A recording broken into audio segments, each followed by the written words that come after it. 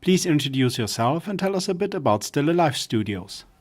Hey, I'm Julian. I'm the lead developer of Stillalive Studios, and Stillalive has been started in 2012. And from then on, we have been busy at developing games, starting with Son of Nora, our action adventure, and then going from there, very community aware and very close to the community, and now with our new baby, Drone Swarm. What kind of game is Drone Swarm? How is it coming along, as it has been a bit quiet lately? Yeah, that is absolutely true. We've been quiet recently because we're currently really focusing on the development and are also experimenting with a couple of new mechanics and new ways on how to do things. And we didn't want to expose that to the community yet, because as long as we don't even feel that it is ready, there is no point in gathering a lot of additional feedback. So I would rather wait until we have that core foundation there and then go full steam with the support of the community and make the game better from there. The game itself, for those who don't know yet, is about drones, obviously. You're controlling a huge swarm of 32,000 drones, every single drone being individually simulated in the game. It's a strategy game with a strong story component as well, which is very important because I think that is what really gives the game a frame of reference and a purpose. And I think that's something we definitely need. And that is also our primary goal, to have a strong strategy game with a unique component, which is the swarm, combined with an interesting story, with meaningful choices, and basically almost adventure-like. So back to our roots with action-adventure, kind of Son of Nora. Why is story so important? The story is very, very important because it gives the player a clear feel of progression for one sake, and on the other hand, it gives a nice frame of reference to, let's say, everything you do in a game. Think XCOM, think StarCraft. Those are all memorable games because they have a story to it. It's not because some mechanics worked awesomely, but how those mechanics work greatly within the story and the context of the game and made sense. And that is what drives you forward as a player, motivates you on one hand, and on the other hand, that's the thing that stays in mind. That's the thing that, people will remember. Did you write a story for Drone Swarm? No, not at all.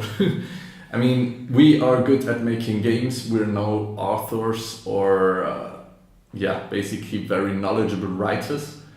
And it's, I think, a very important part of acknowledging that fact. We are working very closely with Aaron Del Rife, who was the lead writer of Star Wars: The Old Republic, and with 451 Media Group, and we're using their expertise, of course, building the game ourselves, but using their expertise to drive the story, to create the story, and to make it awesome, basically. Was the story the first part of the game you used Articy Draft for? Initially, that was the whole idea and why we even started considering Articy for the project. But we very early saw that Articy offered us more in that regard, especially as it includes the scripting language, which is super helpful. Therefore we started to integrate the whole Articy export into our Unity game, and using that data we could not only drive the dialogues, but also basically represent all the quests and missions of the game inside Articy and connect them and do the logic calculations and whatnot, like changes in reputation when you give a bad answer, and the reputation then affects other answers, and on the other hand it unlocks certain branches that lead to new missions and stuff like that. Have you found other areas of application for Articy during development? There was actually quite some evolution involved with how we used Articy. First, as I said, we wanted to just use it with dialogues. Then, as I said, we expanded it with the logic and everything. And then we suddenly realized, well, we could go way beyond this. Because ultimately, we would like to have the designers basically put in their time mostly in Articy and having there a lot of tools they can use to develop the whole game. And since the story is tightly correlated with how the galaxy map, where the player will jump from system to system, is set up and where what races are and what happens if you go to Alpha Centauri and meet a new alien guy there and then stuff like that. Since that is all very tightly connected, we thought, well, we could even have the whole galaxy map inside Articy. So we have now a map location inside Articy, which is representing the galaxy map. And the actual galaxy map inside the game is taking that data and generating the galaxy map out of it. So we're not having the galaxy map in Unity at all during development, but really just out of Articy. And the designers can then, in the galaxy map, design for every single system its name, its properties, its ownership, what aliens live there, what encounters are possible, what story trees can happen there, what quests are triggered, what quests are returned, etc, etc, etc. So that's really the whole meta game is designed in Articy now. No need to go into Unity at all. You just export it and there you have it. And only the parts where it comes to the combat itself, like what enemy ships are there, what encounters are triggered, etc., that is handled in Unity still, since there is no upside in using Articy for that stuff in our game. How did you integrate Articy Draft into Unity? I mean, we started with the development rather early, and back then there was no Unity plugin of Articy. There was just this Articy Access, which honestly was a little bit of pain to integrate, but now we changed it since the new Articy plugin for Unity was released, and that one made it a hell lot easier to work with. And basically the whole code that we had before could be almost entirely stripped out and replaced by very elegant and easy solutions. And yeah, now it's a lot better and easier to maintain. What was the biggest challenge you faced at the beginning of the project?